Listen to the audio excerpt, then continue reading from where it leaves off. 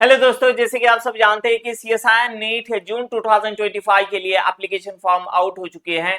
3 जून 2025 से ये application form start हुए हैं और 24 जून से पहले पहले हमें ये एग्जाम फॉर्म को फिल करना है। ठीक है, तो आज के इस वीडियो के अंदर हम बात करेंगे how to fill exam form of CSI NET है जून 2025 एग्जाम। एक एक स्टेप को देखिए कि बहुत सारी चीजें फॉर्म हमारा गलत नहीं होना चाहिए, इसीलिए शुरुआत से लेकर आखिर तक आपको ये वीडियो को देखना है ताकि कोई भी स्टेप जो है तो मिस ना हो जाए ना। एक आपकी गलती जो है पूरे फॉर्म को रिजेक्ट कर सकती है, तो इसीलिए शुरुआत से अच्छे से ध्यान से देखना है। गूगल के ऊपर सिंपली आप सर्च करोगे CSIR NTA, जैसे आप सर्च करोगे उनकी ऑफिशियल वेबसाइट मिल जाएगी। आप देख सकते हैं यहाँ पर पहली वेबसाइट ये हमारी CSIR NTA की ये ऑफिशियल वेबसाइट है। इसके ऊपर जैसे आप क्लिक करोगे आप पहुंच जाओगे ऑफिशियल वेबसाइट के ऊपर, जहां पर आपको कुछ इस तरीके का इंटरफेस देखने मिलेगा। उसके बाद में आपको क्लिक करना है यहाँ पर join CSI NET UGC NET 2025, click here to register और लॉगिन। जैसे आप इसके ऊपर क्लिक करते हो आपको कुछ ऐसे देखने मिलेगा इंटरफेस। ठीक है, अभी तक हमने रजिस्ट्रेशन नहीं किया है ना, हम पहले रजिस्टर करेंगे। पहली बार हम जून का एग्जाम के लिए फॉर्म फिल कर रहे हैं। हम पहले जो भी न्यू कैंडिडेट्स है सबसे पहले आपको रजिस्टर करना पड़ेगा। तो यहाँ पर आप देख सकते हैं लेफ्ट साइड कॉर्नर के अंदर न्यू कैंडिडेट रजिस्टर हियर, इसके ऊपर आपको क्लिक करना है। सबसे पहले रजिस्ट्रेशन होगा फिर उसके बाद ही लॉगिन होगा। ठीक है, जैसे आप इसके ऊपर क्लिक करोगे यहाँ पर आपको कुछ इंफॉर्मेशन दी जाएगी। ये देखो ये इंफॉर्मेशन बुलेटिन है। अगर आपको फॉर्म फिल करते वक्त कुछ भी क्यूरी रहती है, कुछ भी डाउट रहता है, तो ये इंफॉर्मेशन बुलेटिन को अच्छे से रीड कर लेना। या फिर और अगर आपको लगता है कि नहीं मेरा डाउट क्लियर नहीं हुआ तो आप मुझे कमेंट बॉक्स में जरूर बताना, I will definitely help you. ठीक है, यहाँ पर फी बताया गया, देखो जनरल कैटेगरी के लिए यहाँ पर है 1150, general EWS OBC NCL category के लिए है यहाँ पर 600। देखो ओबीसी एनसीएल जो है एक स्टेट के लिए होता है और ओबीसी एनसीएल एक स्टेट का सर्टिफिकेट होता है, एक नेशनल सर्टिफिकेट होता है ना, सेंट्रल सर्टिफिकेट। तो हमारा जो ओबीसी की कैटेगरी है इस सेंट्रल लिस्ट में होना चाहिए। ठीक है, याद रखना। तो इसके लिए यहाँ पर 600 है। SC ST PWD third gender के लिए 325 है ना। आगे आते देखो, जैसे आप नेक्स्ट यहाँ पर होगा प्रोसीड करके लिखा होगा। यहाँ पर देखो एक चेक बॉक्स आपको देखने मिलेगा, इसके ऊपर आपको क्लिक करना है ना कि जो भी नोटिफिकेशन है हमने अच्छे से रीड की, जो भी यहाँ पर डिटेल्स है उसे अच्छे से रीड किया। उसके बाद में यहाँ पर आपको क्लिक हियर टू प्रोसीड के ऊपर जैसे आप क्लिक करोगे तो आपको कुछ ऐसा इंटरफेस देखने मिलेगा। ठीक है, आपने उसे चेक किया, फिर टिक किया, उसके बाद में क्लिक हियर टू प्रोसीड करने के बाद में कुछ ऐसा देखने मिलेगा। यहाँ से आपको पूछा जाएगा कि आप कौन से आइडेंटिटी के बेसिस पे, आइडेंटिटी प्रूफ के बेसिस पे फॉर्म को फिल कर सकते हैं। जो वेरिफिकेशंस आपको पूछा जाएगा तो आप वेरीफाई कर सकते हो। तो यहाँ पे देखो मतलब मोस्टली बच्चे जो है आधार कार्ड से ही फॉर्म को फिल करते हैं। मान लो किसी के पास आधार कार्ड नहीं है, आधार नंबर नहीं है, तो फिर वो बाकी यहाँ पर ऑप्शन देख सकता है, डिजी लॉकर अकाउंट या फिर पासपोर्ट, इंडियन पासपोर्ट है ना, ये सारे के थ्रू। जैसे हम यहाँ पर जाएंगे आधार कार्ड के थ्रू है ना, तो इसके ऊपर आपको क्या करना है, क्लिक करना है। जैसे आप क्लिक करोगे यहाँ से आपको आधार नंबर मांगा जाएगा, फिर जनरेट ओटीपी के ऊपर क्लिक करेंगे तो जो भी आपका मोबाइल नंबर आधार कार्ड से लिंक होगा उसके ऊपर ओटीपी दिया जाएगा है ना। जनरेट ओटीपी क्लिक करने के बाद में यहाँ पर ओटीपी आएगा। इसे आप जैसे ही फिल करते जो भी आपका मोबाइल नंबर होगा है ना, मोबाइल नंबर के ऊपर ओटीपी आएगा, उसके ऊपर जैसे आप ओटीपी आएगा तो ये फिल करते हैं। ठीक है, ये वेरीफाई करेंगे और फिर यहाँ पर आपके ऑटोमेटिकली डिटेल्स फिल होकर आई है ना। यहाँ पर आधार नंबर आपका आ जाएगा, उसके बाद में आपका नाम भी यहाँ पर देखने मिलेगा और उसके बाद में आपकी बर्थ डेट भी देखने मिलेगी है ना। जो आधार कार्ड आपका होगा उसके अकॉर्डिंगली नाम और वो सारी चीजें यहाँ पर आपको देखने मिलेगी। ठीक है, यहाँ पे देखो कैंडिडेट नेम भी आएगा, लेकिन उसके बाद में कुछ आपको डिटेल्स फिल करनी होगी, जैसे father's name, mother's name, date of birth. तो ये तो आ ही जाती है, इसे फिल करने की जरूरत नहीं है। ईमेल एड्रेस, ठीक है, ईमेल एड्रेस जो आपका आपके पास हमेशा रहता है, सही ईमेल एड्रेस आपको यहाँ पर पुट करना है, क्योंकि जो भी आगे वाली जो अपडेट्स है वो ईमेल एड्रेस पर ही आती है ना। उसके बाद में gender, mobile number, confirm mobile number. ठीक है, जो भी मोबाइल नंबर है इसके ऊपर भी अपडेट्स मिलती रहती है, तो जो आपका रेगुलर मोबाइल नंबर है उसे ही पुट करना है। उसके बाद में यहाँ पर प्रेमिसेस नंबर, नेम मतलब जो भी आपका परिसर है ना, जो भी आपका एरिया है उसका नाम यहाँ पर लिखना है। उसके बाद में locality, country, address, present address पूछा गया। बाद में फिर से आपको टिक बॉक्स दिखेगा कि मैंने जो भी इंफॉर्मेशन भरी है वो सारी सही जानकारी है ना, और फिर बाद में उसके बाद में सबमिट करना है। ठीक है, उसके बाद में यहाँ पे देखो ये पासवर्ड वगैरह आपको ये पता होना चाहिए है ना, एक आपका खुद का एक अच्छा यूनिक पासवर्ड बनाइए और यहाँ पर पुट कीजिए। ठीक है, अगर आप पासवर्ड भूल जाते हैं तो फिर आपको फॉरगॉटन पासवर्ड करना पड़ेगा। सिक्योरिटी पिन, अगर इन केस अगर आप पासवर्ड भूल जाते हैं ना, तो सॉरी सिक्योरिटी क्वेश्चंस, तो यहाँ पर आपको सिक्योरिटी क्वेश्चन का आंसर पता होना चाहिए। तो यहाँ पर जो भी है, यहाँ पर आपको पूछा जाएगा कि आपके मदर्स का नाम, ये एक सिक्योरिटी क्वेश्चन है, दूसरा आपका फर्स्ट स्कूल नेम। ठीक है, तो ये दोनों में से कोई भी क्वेश्चन आप सिलेक्ट कर सकते हैं। इसके बाद में सबमिट करोगे तो ये आपके आ जाएगी डिटेल्स, है ना, पर्सनल डिटेल्स।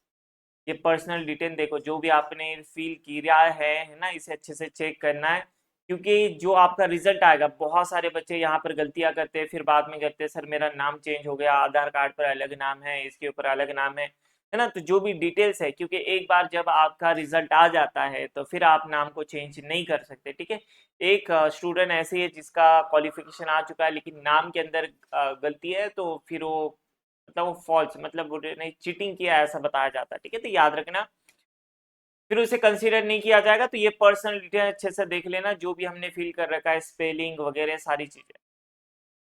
हाँ, तो यहाँ पे देखो आपको फिर से एक डिक्लेरेशन बॉक्स देखने मिलेगा कि जो भी मैंने यहाँ पर डिटेल्स फिल किए हैं वो सारी सही है ना, और इसे मैं एग्री करता हूँ, और यहाँ पर सबमिट एंड सेंड ओटीपी। तो यहाँ पर ओटीपी आएगा आपकी रजिस्टर्ड मेल आईडी पर, जो आपने मेल आईडी फिल किया था उसके ऊपर आपको यहाँ पर ओटीपी देखने मिलेगा। तो मेल आईडी का जो ओटीपी यहाँ पर आप पुट करोगे, ये जो कैप्चे कोड है इसे वेरीफाई किया जाएगा। तो जैसे आप वेरीफाई कर जाते हो आप पहुंच जाएंगे फिर से बैक पेज के ऊपर। ठीक है, यहाँ पर आपको ऐसा यहाँ पे आपको टॉपअप मैसेज देखने मिलेगा ना, your registration has been verify, मतलब आप रजिस्टर हो चुके हैं, अब आप फॉर्म को फिल कर सकते हैं। ठीक है, आपको जो मेल आईडी है उसके ऊपर एप्लीकेशन नंबर आया होगा, जैसे आप ओटीपी पुट करते हो तो ओटीपी के साथ साथ आपको वहाँ पर ओटीपी जैसे पुट करोगे तो रजिस्टर होने के बाद में आपको एप्लीकेशन नंबर दिया गया होगा। ठीक है, ये ओके के ऊपर क्लिक करना है। यहाँ पर देखो एप्लीकेशन नंबर मांगा जाएगा जो आपको मेल आईडी पर आया होगा, और जो पासवर्ड आपने रजिस्टर करते वक्त फिल किया था उसे फिल करना है। उसके बाद में यहाँ पर जो भी सिक्योरिटी पिन है उसे पुट करेंगे तो लॉगिन आपको करना है। जैसे आप लॉगिन करते हो, ठीक है, उसके बाद में आपको कुछ इस तरीके का इंटरफेस देखने मिलेगा ना। तो ये देखो ये एप्लीकेशन है, इसके ऊपर आपको क्लिक करना है। यहाँ पर नाम जरूर चेक करना, यहाँ पर आपका नाम देखने मिलेगा ना, कि जो भी आपने नाम भरा है, नाम आपको आपका जो भी नाम आपको दिखा है ना वो सही है या नहीं, अगर गलत है तो फिर उसे रिकरेक्ट करना है फिर। हाँ, एप्लीकेशन फॉर्म, यहाँ पर रजिस्ट्रेशन हो चुका है, एप्लीकेशन फॉर्म अभी तक फिल नहीं किया, जिसके ऊपर आप क्लिक करोगे तो यहाँ पर एप्लीकेशन फॉर्म के लिए बोला जाए। उससे पहले बता दें कि जो भी एस्पिरेंट सीएसआई नीट जून 2025 के लिए तैयारी कर रहे हैं, है ना, तो आप सब लोगों के लिए एक बेहतरीन टेस्ट सीरीज लाई गई है, क्योंकि लास्ट मंथ के अंदर अगर आप अपने कंसेप्ट को चेक करना चाहते हैं तो टेस्ट सीरीज का लगाना बहुत ज्यादा जरूरी है ना, और अच्छे क्वेश्चन होना चाहिए, बिल्कुल सीएसआई नीट एग्जाम के लेवल को टच करना चाहिए। तो स्टैंडर्ड यहाँ पर आपको क्वेश्चंस देखने मिलेंगे इनऑर्गेनिक, ऑर्गेनिक और फिजिकल। ठीक है, और सिर्फ यहाँ पर टेस्ट सीरीज ही नहीं होगा, साथ ही साथ आपको वीडियो सॉल्यूशंस भी मिलने वाला है, तो बहुत आपके लिए फायदेमंद होगा। रेफरेंस बुक के एग्जाम्पल होंगे, अलग अलग आपको कंप्यूटर एग्जाम के स्टैंडर्ड क्वेश्चंस देखने मिलेंगे, जो हमारी स्टार्ट हो रही है 5 जून से। ठीक है, तो इसकी जो प्राइस है ये रखी गई है सिर्फ 1499। अगर आपको इससे रिगार्डिंग अगर कुछ भी क्यूरी रहती है कि कैसे परचेस करना है या फिर समझ में नहीं आ रहा है इसके अंदर क्या क्या फैसिलिटी है, तो आप इस नंबर के ऊपर जो है कॉल कर सकते हैं या फिर मैसेज कर सकते हैं। हाँ, नेक्स्ट आगे आते हैं, देखो एप्लीकेशन फॉर्म को कैसे भरना है। तो पर्सनल डिटेल्स आपको भरना है, contact detail, qualification detail, additional details और एग्जाम सेंटर डिटेल्स और डॉक्यूमेंट अपलोड।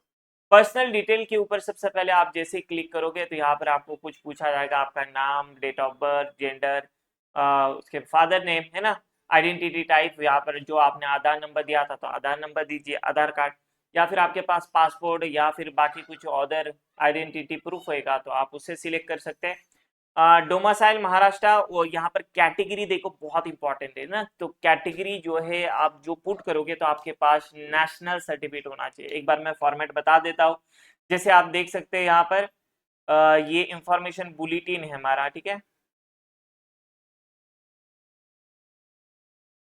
ये इंफॉर्मेशन बुलेटिन, इसके अंदर आपको सब मिल जाएगा। जैसे यहाँ पर है हमारा ओबीसी सर्टिफिकेट है ना, इसी फॉर्मेट के अंदर अगर आपके पास स्टेट का है तो कोई बात नहीं, हम जो है सेंट्रल ओबीसी सर्टिफिकेट बना सकते हैं।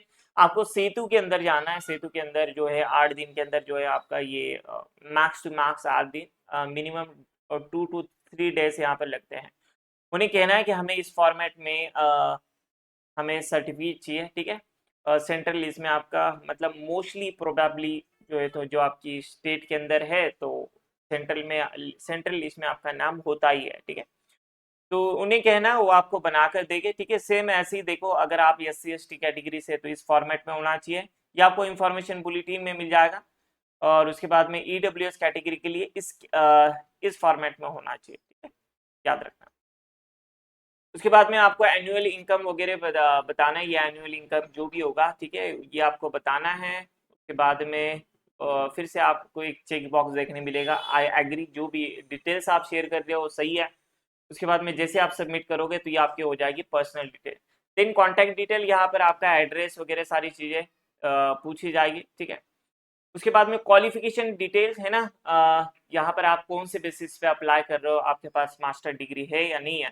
तो मास्टर डिग्री के बेसिस पे अप्लाई कर रहे हैं ना। अगर कुछ स्टूडेंट जो है MSc के स्टूडेंट्स है जो अप्लाई कर रहे हैं, जो पास नहीं हुए हैं, तो यहाँ पर जो पास स्टेटस है उसकी जगह पर यहाँ पर अवेटेड आएगा, है ना, रिजल्ट अवेटेड या फिर पास।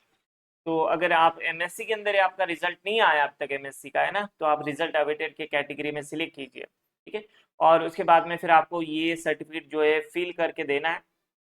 जो लास्ट में जब आपसे डॉक्यूमेंट मांगा जाएगा तो आपको ये डॉक्यूमेंट फिल करना है, रिजल्ट अवेटेड सर्टिफिकेट है ना, जो MSc के स्टूडेंट्स हैं उनको यहाँ पर signature of the head department, और फिर ये अपलोड करना होगा MSc के लिए। अगर MSc हो चुकी है तो फिर कोई ज़रूरत नहीं है। हाँ, यहाँ पर परसेंटेज वगैरह आपसे पूछा जाएगा, और उसके बाद में PhD आप कर रहे हो या नहीं कर रहे हो ये पूछा जाएगा। इसे आप जैसे ही फिल करते हो, ठीक है, फिर उसके बाद में आना है एडिशनल डिटेल्स, मतलब आपके फैमिली के कोई सर्विसमैन है, गवर्नमेंट एम्प्लॉय वगैरह है, क्या आपने यम फिल कर रखा है ना। यम फिल वगैरह है तो यस करना है, अगर नहीं है तो फिर नो करना है। उसके बाद में यहाँ पर पूछा जाएगा आपको माइनॉरिटी कम्युनिटी से आप बिलोंग करते हो, अगर है तो यस करना है, अगर नहीं। उसके बाद में आपको यहाँ पर जो एनुअल इनकम है 6 से ज़्यादा नहीं होना चाहिए, ये याद रखना, ठीक है। तो इसे करना है कि नहीं, हमारा 6 से ज़्यादा एनुअल इनकम नहीं है, तो यस करेंगे। फिर से चेक बॉक्स आई एग्री पर क्लिक करना है, सेव और नेक्स्ट के ऊपर जैसे आप क्लिक करोगे नेक्स्ट आ जाएगा। पर्सनल डिटेल आपने शेयर फिल कर लिया, उसके बाद में contact detail, qualification detail, additional detail, exam centre detail है ना। आपको यहाँ पर सबसे पहले पूछा जाएगा आप कौन से एग्जाम के लिए यहाँ पर अप्लाई कर रहे हो, मतलब कौन सी इसके लिए पोस्ट के लिए, JRF पोस्ट के लिए या फिर असिस्टेंट प्रोफेसर या फिर PhD ओनली। तो अगर आप JRF के ऊपर अगर ये टिक बॉक्स क्लिक करते हो ना तो ये ऑटोमेटिकली सारे के सारे आ जाएंगे, ठीक है। बाकी पर क्लिक करने की जरूरत नहीं, तीनों के ऊपर ऑटोमेटिकली टिक हो जाएगा, ठीक है। अगर आप सिर्फ असिस्टेंट प्रोफेसर के लिए करना चाहते हैं तो फिर असिस्टेंट प्रोफेसर और PhD हो जाएगा, और सिर्फ PhD के लिए करते हो तो सिर्फ इसके ऊपर हो जाएगा, ठीक है। लेकिन अगर आप JRF पे करते हो तो फिर तीनों के ऊपर टिक हो जाएगा, फिर आपको बाकी इसके ऊपर क्लिक करने की जरूरत नहीं है। क्वेश्चन पेपर मीडियम ये हमारा इंग्लिश रहेगा, ठीक है। यहाँ पर हिंदी भी है, तो अगर आपको बाई लैंग्वेज चाहिए तो हिंदी पे क्लिक करना। उसके बाद में यहाँ पर आपको स्टेट और चॉइस ऑफ सिटी यहाँ पर पूछा जाएगा। स्पेशलाइजेशन है यहाँ पर, जो भी आपका MSc के अंदर स्पेशलाइजेशन होगा तो बताना, अगर नहीं होगा तो जनरल करके यहाँ पर होगा, या फिर सिर्फ केमिस्ट्री होगा तो उसे आप सिलेक्ट कर सकते हैं, ठीक है। ये सारी चीज़ें, फादर का ऑक्यूपेशन, उसके बाद में मदर ऑक्यूपेशन, ये सारी इंफॉर्मेशन अगर हम फिल करेंगे उसके बाद में फिर से सबमिट का ऑप्शन आएगा, उसके ऊपर क्लिक करना है। लास्ट में आ जाएगा डॉक्यूमेंट अपलोड, है ना, जो भी आपका पासपोर्ट साइज फोटो होगा, लेकिन याद रहे कि ये डायमेंशन के अंदर होना चाहिए और फॉर्मेट होना चाहिए JPG, और मिनिमम साइज 10 और मैक्सिमम साइज 200 होना चाहिए, ठीक है। अगर इससे ज़्यादा रहता है तो ऑनलाइन के बहुत सारे टूल्स है ना, how to reduce photo size online, है ना, तो उसके ऊपर आप जैसे क्लिक करोगे तो आपको बहुत सारे ऐसे वेबसाइट मिल जाएगा। तो उससे आपको बराबर यहाँ पर इसी स्पेसिफिकेशन के अंदर क्रिएट करना है और फिर अपलोड करना है, ऐसी सिग्नेचर अपलोड करना है।